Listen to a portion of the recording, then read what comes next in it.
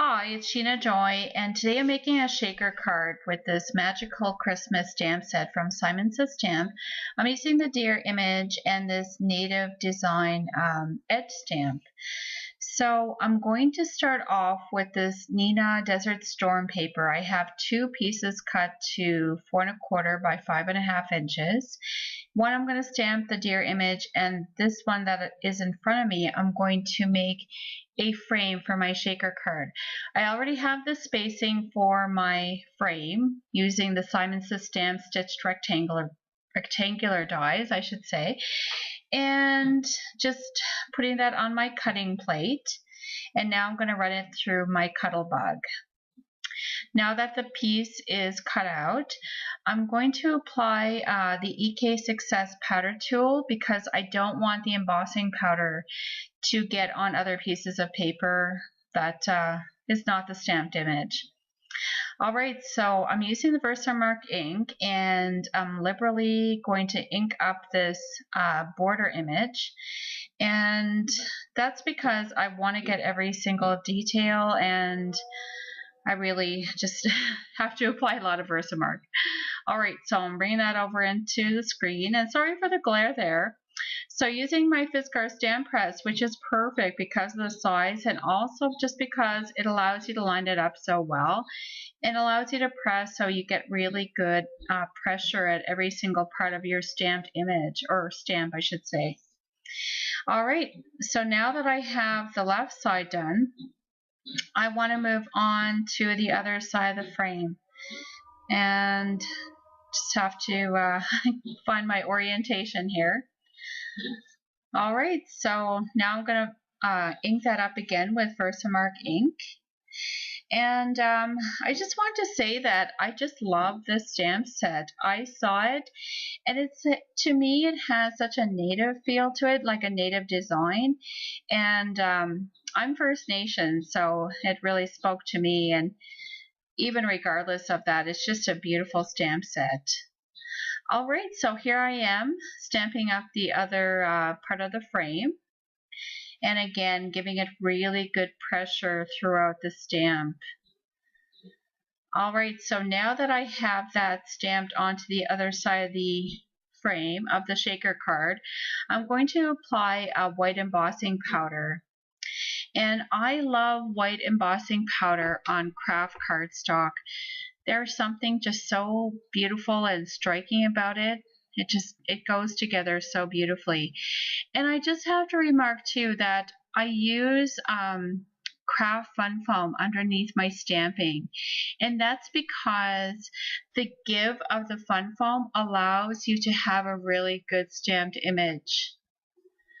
Alright, so now that I'm done with the two sides there, I'm just taking my Ranger Perfect Pearls brush and brushing away any excess powder, and now applying my heat tool, and you can just see where the white embossing powder is setting that it's perfect. I mean, and look at that image, beautiful. And I'm glad with the width that I used too, because I want to get most of that border stamp on there.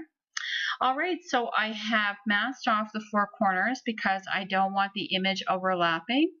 I want it to look nice and clean.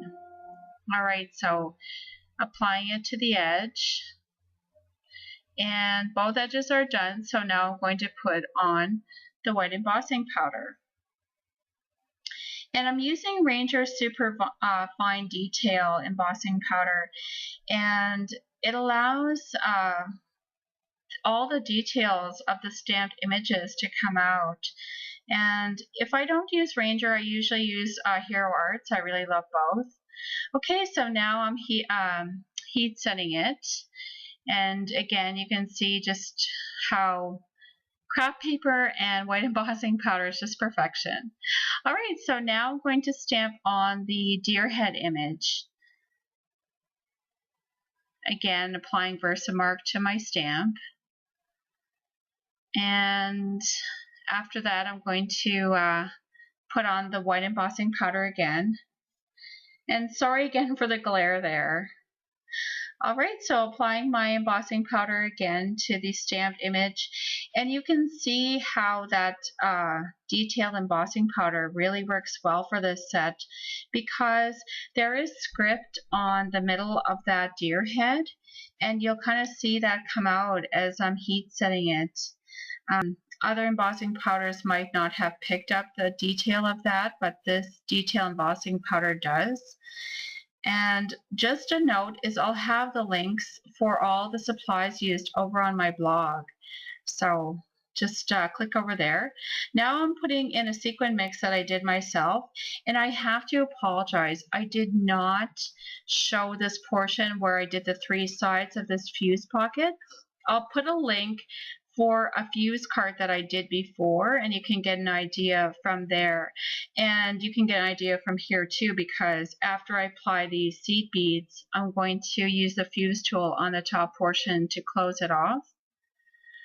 Alright, so now I'm using the edge of my Simon Says Stamp Stitch Rectangle die to use it as a guide for my fuse tool. And like I said, I have a link for a video where I made like a full fuse shaker card. Okay, so it's all done, and now I have to cut off the edges just so they won't peek underneath the frame. And this is just perfect in terms of, I love that punch of color.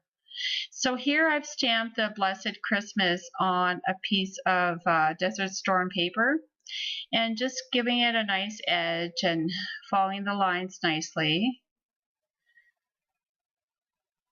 And after I finish this cutting this piece, I'm going to adhere the frame around the shaker portion, and just looks beautiful. Now I'm using the Scotch Fun Foam to put underneath of the Blessed Christmas banner, and just taking the tape off of it because that allows it to be more flexible as I move it behind that piece. And now I'm going to take the scissors and just cut off the little edge. Alright, so now it adheres to the front of the shaker card.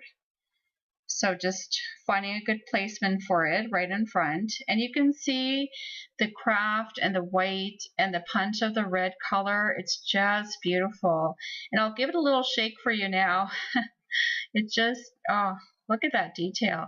Love it. It's such a fun card, and I can't wait to give this to the special family I'm going to send it to.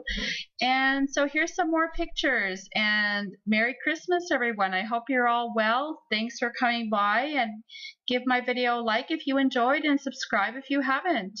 Bye.